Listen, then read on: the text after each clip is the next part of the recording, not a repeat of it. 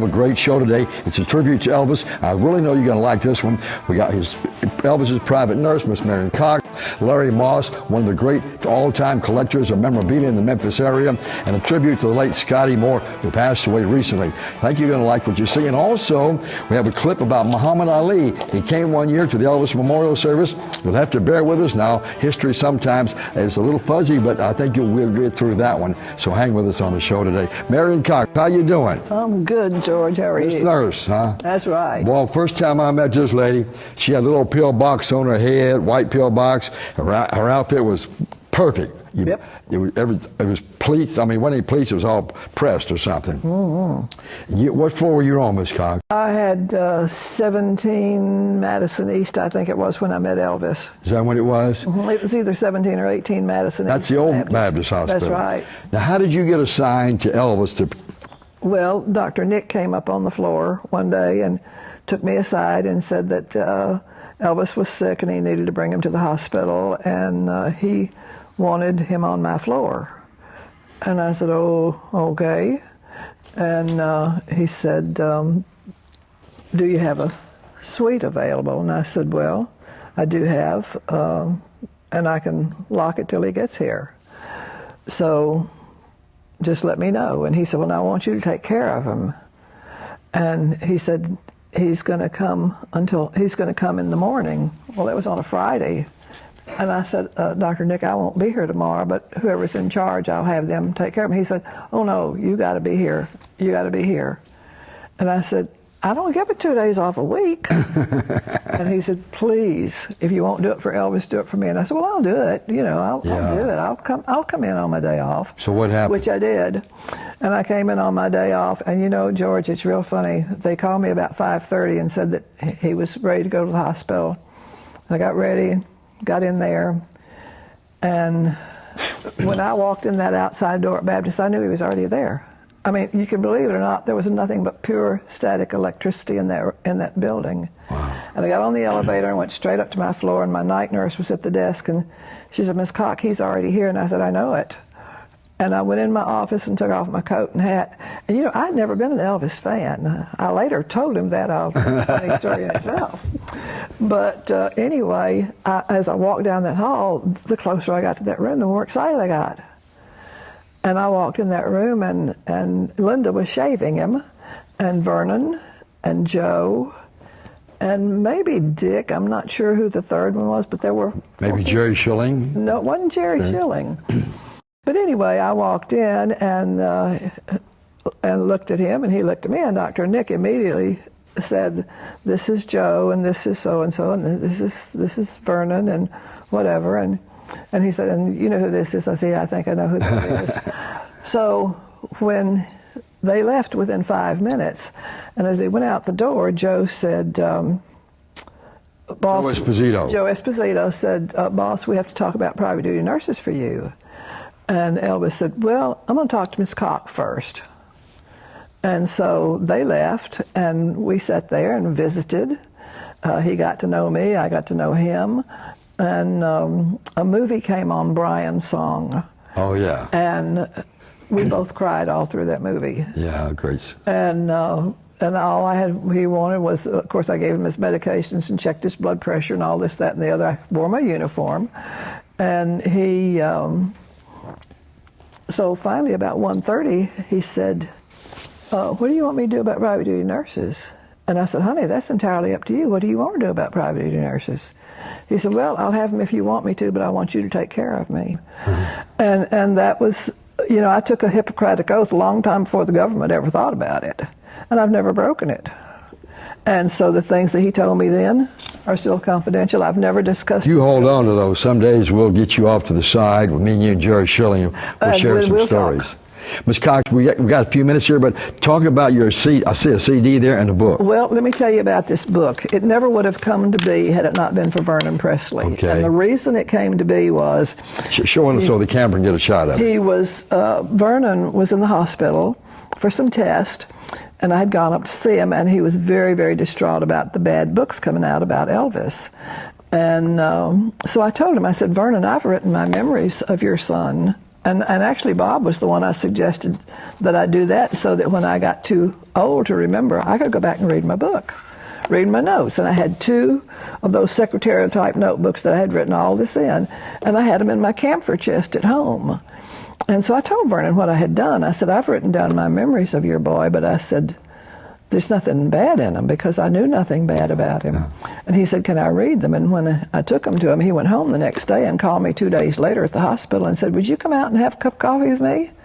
I said, I will. So I went out to Graceland. He lived at Dolan. Yeah. Mm-hmm. And went out there and had coffee, and Sandy was there, of course. That was the young lady that Mr. Presley was dating at that time, so to speak.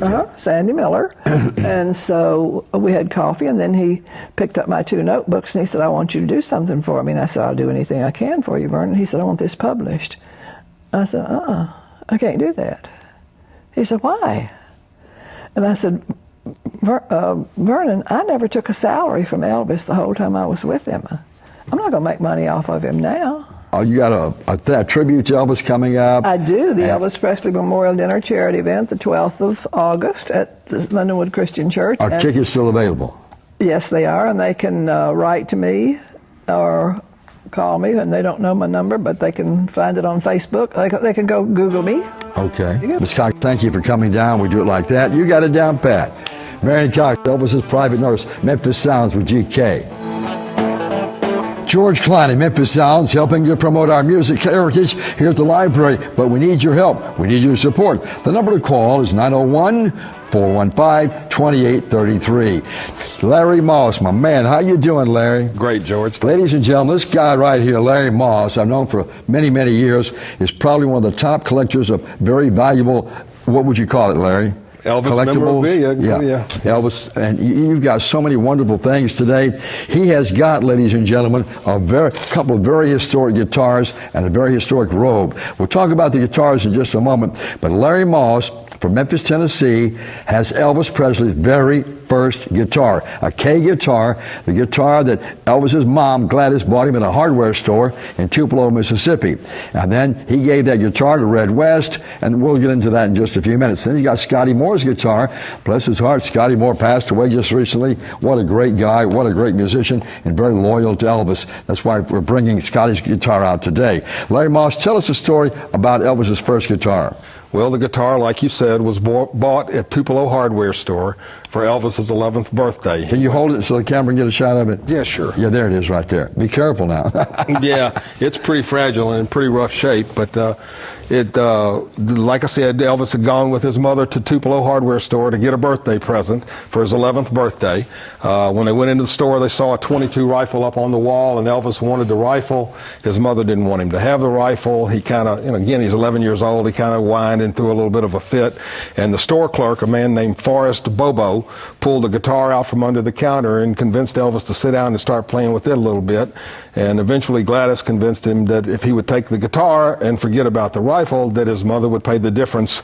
They paid a whopping $7.75 plus 2% sales tax for the guitar. And then, so as I recall, Red was doing some bodyguard type work for Elvis on the road, but he was going back to college to play football down in Mississippi at Jones County Junior College.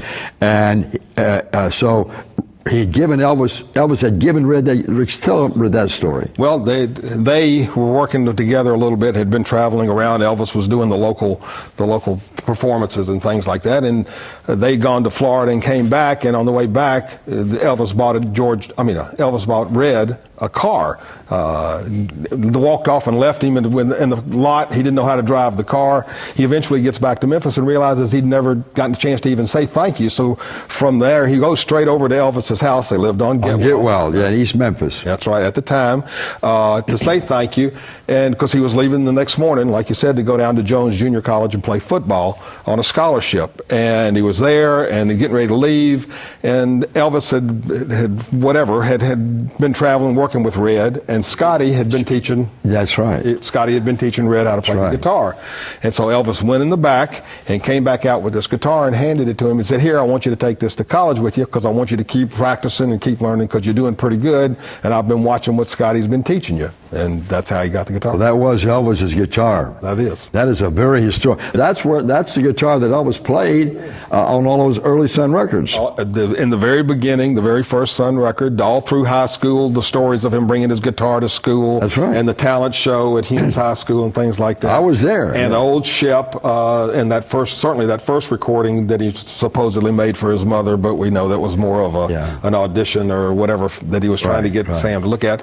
And whether or not he played it on That's All Right Mama or not, we don't know. We just know that he didn't buy his first guitar at OK Halk until August of 1954, and That's All Right Mama was recorded in July of 54, so can't prove that it was, but certainly is no proof that it wasn't actually played on That's All Right Mama. Well, I'll tell you, I'd bet a bottom dollar that it was Elvis's first guitar, because when he went over to Sun Records with Scotty Moore that night to audition, to try to sing that song that Sam Phillips had for him, that's the only guitar Elvis had. And Scotty told the story for years, forever, that there was not a recording session when it started. It was just an audition, and that the recording was a mistake as much as anything else. Yeah. That's right. And he took cut a demo real quick, took it up to Dewey Phillips, and Dewey played it 7 times that night on local WHPQ radio, and it took off like a jet, and Elvis was on his way. I noticed today that you brought this robe in. Tell us the story of the Muhammad Ali robe that Elvis had made. Bill Ballou was the designer and the maker of pretty much all of the jumpsuits that Elvis ever wore. And the company was IC Costumes. And Elvis got Bill Ballou to make a robe for Muhammad Ali that he wanted to give Ali as a gift. And that right there is an exact reproduction from Bill Ballou's patterns and photographs and sketches or whatever of the actual robe that was first made. So, and Ali wore that robe to the Kenny Norton fight, as I recall, which he lost, and never wore it again. I think he donated it to his museum in Louisville, Kentucky, or something correct. to that effect. So that is an exact replica, isn't it? It was made from the actual patterns that were used to make the robe that was given to Ali, and it was made a number of years later by basically the same company, BK Enterprises, which took over, if you will, all of the IC costume patterns and things that originally came from Bill Ballou. Well, Scotty Moore's guitar, we're going to get to Scotty later on today, but Scotty has always played a Gibson, hadn't he? That's correct. He never played a Martin or one of the other fancy guitars. It was always a Gibson. He liked the Gibson because it had a big full body. Apparently, maybe when he was in the service, he'd gotten one of these Japanese guitars when he was overseas or whatever, but as soon as he got back to the States and saw the Gibson and the full body, that it has the thickness and the depth of it, then that's what he played, and he's played it. We're going to get to that in just a few minutes on the show today.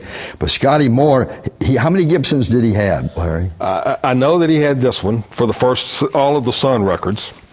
But right after that, Gibson came out with, this is an ES 295. Gibson then came out with what they called an L5, which was really the same guitar, but just with a little bit bigger body. The body was even bigger and a little thicker.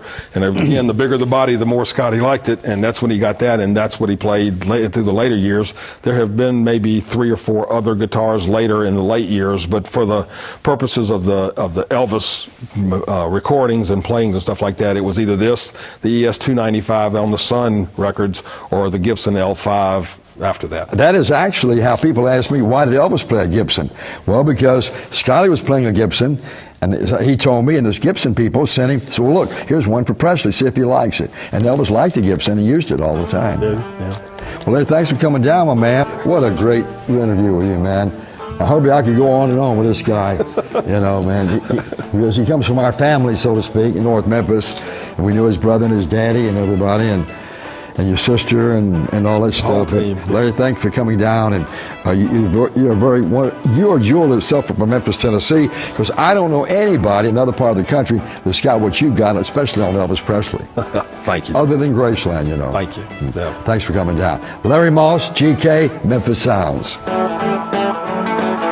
George Clooney, Memphis Sounds, and we're saluting, well, I say, yes, that would be the right word. Muhammad Ali passed away recently, and Elvis Presley, of course, his passing away is coming up August 16th. We want to salute Elvis also, always. But we got in touch with Muhammad Ali once. We have a memorial service for Elvis at the University of Memphis every year. And I got in touch with Muhammad Ali. We had a mutual friend and asked him if he'd come in and speak at Elvis's memorial service. And he said he sure would, because Ali really liked Elvis. Muhammad Ali, there was only one. Elvis Presley, I first heard back in you fans like them when the song came out, Don't Be Cruel. I love that song. What year was it?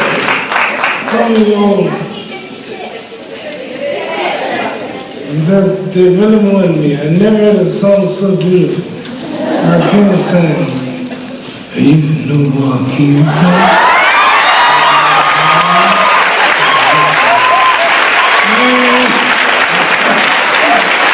I love that song. That song converted me. We black people are kind of funny by music. We don't follow nothing but what we call soul. Little Richard, Chuck Berry, Michael Jackson. And the only white boy I saw who could sing as good as any of them was Elvis.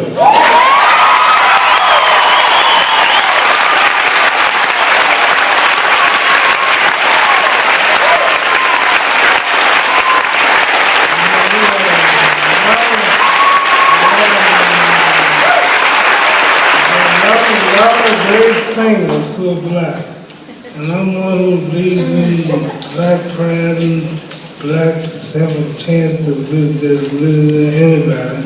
But there's one man as good as anybody.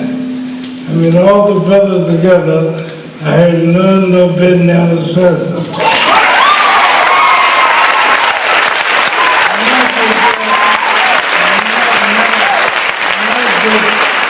Singing ability, he had everything. He was pretty. When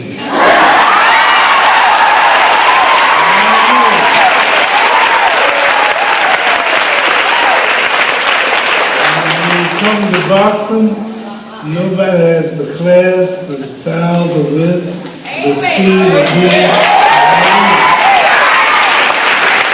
When you come to singing, nobody had everything like Elvis.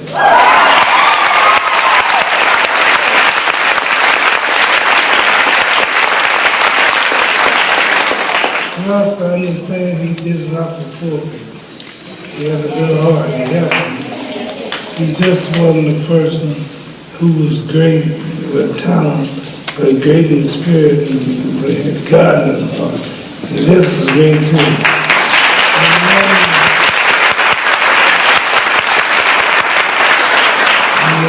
I realize how good I am in my profession. I wouldn't praise nobody if he didn't deserve it. Because I am the greatest of all time.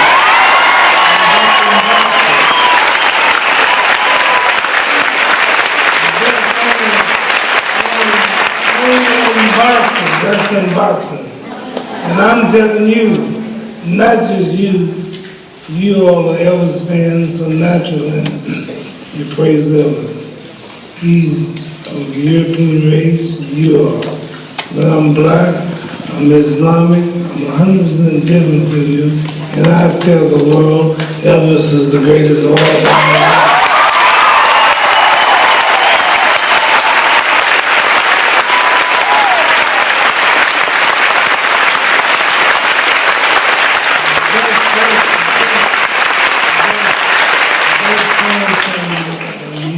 Muslim, who's black, who stands up for what he believes, who don't have to say what I don't feel, I'm not forced, I don't have to say this, I have no bosses, I'm free.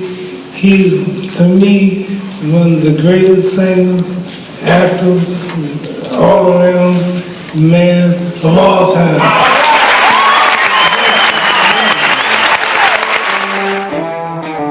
Ladies and gentlemen, Scotty Moore, who was Elvis's first guitar player and played on a lot of Elvis's big million sellers, passed away recently. And we had Scotty Moore in our studios not too very long ago, and Scotty brought down some of his instruments. He had like his first Gibson guitar, and he had this, and he had that, and we got him to open up on a lot of stories about playing guitar for Elvis and on the road, and things that went down, and what happened, and so forth, and so on. So we're going to show you a little excerpts from this video that we did with Scotty Moore many moons ago.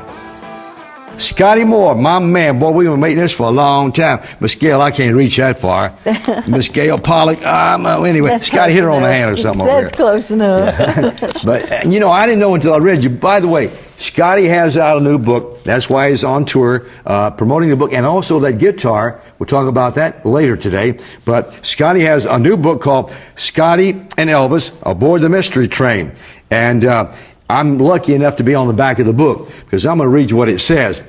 This Keith Richards of the Rolling Stones, quote unquote, everyone else wanted to be Elvis, I wanted to be Scotty. Keith Richards. Scotty was the rock, sort of like the Pope is the rock of the church. Knowing Elvis and Scotty the way I do, I can see why Elvis depended on Scotty Moore. Jerry Schilling. And Scotty was there from the very beginning. I learned so much I never knew. Great insight to the early years. One of the best books on Elvis I ever read. A guy named George Klein wrote that blurb on that quote in the back of the book. But Scotty, this is a good book, man. Thank you. And you divulged some stuff in there I thought you'd never talk about, son. I was broke. Scotty Moore, my man, Mr. Guitar. I've read your book twice, and I noticed that when you started playing those licks, though, you were as much as inventing rock and roll as Elvis was, because you were combining country music with blues, and nobody ever heard that. And Elvis, he knew the song, and then Bill started slapping that bass, and that really was the birth of rock and roll. Well, I guess that's what everybody says. Yeah. We were just playing, you know. And Did you guys know that Sam was going to take it up to Dewey Phillips a couple of nights later? no, we just he'd said he's kind of like that, and said we went up and put it on tape, listened to it and everything, and said we might. I don't remember his exact words, but it was He said we may have to think about a B-side for this. A B-side, yeah, and which we didn't do that night. And he said, I'm sure he said something like, "Well, if y'all come up with something else, we'll try it again next day or two, whatever." But in the meantime, he did take it down to Dewey Phillips at the radio station. Ladies and gentlemen, I've known this guy from day one. I mean, I was a fledgling disc jockey and hooked up with Elvis. And gosh, Scotty, we went to Canada, we went to Hawaii, all across America, crisscrossing America. And that Vancouver concert almost killed us all. I could still remember the Canada concert. Wow. I can remember you on the back of that coach. Hurry up, let's get out of here. The crowd was coming down out of the bleachers. They wouldn't let the crowd go on the field because they had a game the next day, and they That's didn't right. want this big huge crowd to mess up so they were all in the bleachers. You talk, you remember it, don't you? Very well, because you were driving that old limousine, and Gail, we said, everybody, jump in the limousine, GK, jump in the limo. Well, Elvis was already gone. Oh, He yes. left in a police car. They thought he was in the limo, see? And they started rocking that car, and Scotty's behind the wheel, me and DJ and Bill was in the back, and this is a true story. They broke the aerial off the car. Right. They pulled the license plate off the car. Right. And then to top it all off, one guy took a knife and went down the side of the car to get some paint for a souvenir. And I rolled the window down, and I said, and there's a Royal Canadian Mounted Police, great big old guy. And I said, man, can't you stop me tearing up Elvis's car? He said, oh, Presley's got a lot of money. He can buy another one. Yep. But at that time, I said, Scotty, hit that horn and hit that gas pedal. It's either them or us. Man, we barely got out of there, didn't we, Scotty? They wouldn't have hurt anybody, but it's just the mob would have just. But crushed Gail, us. when I look back out of the rear window, the stage was just modeled. It looked like a bomb hit the stage. Sheet music was flying up in the air. The music stands was flying. Sound equipment they were grabbing it as souvenirs. It was really crazy in Vancouver, Canada. You said that you had learned a great deal from Scotty's book. there's a story that I want you to tell that Scotty was very surprised when we got your book about the fact that you were in the radio room the very first time that Elvis, Scotty, and Bill played in public at the opening of the Cat's Drug Store. That's right. I was the MC. I forgot about that. It was a flatbed truck. You're right, Gail. Because I'm not bragging, but it's stating fact. I'm probably the only disc jockey in the world that introduced Elvis and the Beatles. I did the Beatles later years, but I was working freelancing for some advertising agency at WHBQ or somewhere, and I was out there all day long playing records, and then they had this flatbed truck, and Elvis was going to be there with Scotty and Bill that night. I don't think DJ was with us at that time, and so I got to introduce, and Elvis saw me. His eyes got big. Oh, GK, how you doing? He was happy because that was one of his first gigs, and on a flatbed truck. And I was excited. And I didn't think anything about it then, you know. And as years went by, I said, wow, I introduced Elvis on the back of a flatbed truck. That was Scotty and Bill and Elvis's very first public appearance, and it was the opening of a Cat's Drug Store. That's right. On a truck. Memorial Way Shopping Center. People who know the Elvis myth don't have any idea how he really started. That's right. And to give Bill credit, if it hadn't been for Bill in those very early days, I don't think it would have ever happened. Why is that, Scotty? Because he would ride the bass and holler and carry on all of the antics, just and Elvis would get him going. Yeah. And it just all kind of started working together. But Scotty, you guys created a new sound, and Rolling Stone and all those magazines have said, and given you credit for it, that you and Elvis actually were really the reason that rock and roll was born in that little studio at 706 Union. Well, that may be true, but it wasn't. We didn't know we was creating something new. It was just a matter of the two of us doing what we liked. Right. It was a little different, but we didn't know it at that point that it was different, really. But Scotty, you played that lick, that blues country lick, and nobody ever done that before. You know, He has said in the past that what he was doing was filling up space because mainly. Sam had said, don't bring the whole band, just you and Bill come in and lay down a little rhythm. I want to hear what he sounds like on tape. That's true. And so there were only the three of them, and if you listen to the music, if you take out if you take out the voice, it's the guitar that fills in all the dead space. Yeah. And so Scotty said that a whole lot of the time he wasn't trying to create something new, he was just trying to fill up the empty spots. Boy, did you ever create something new. And the one and only Elvis Elwin Presley takes us to the house. Memories press between the pages of my mind. Memories sweeten through the ages just like wine. Quiet thoughts come floating down and settle softly to the ground like gold of autumn leaves around my feet.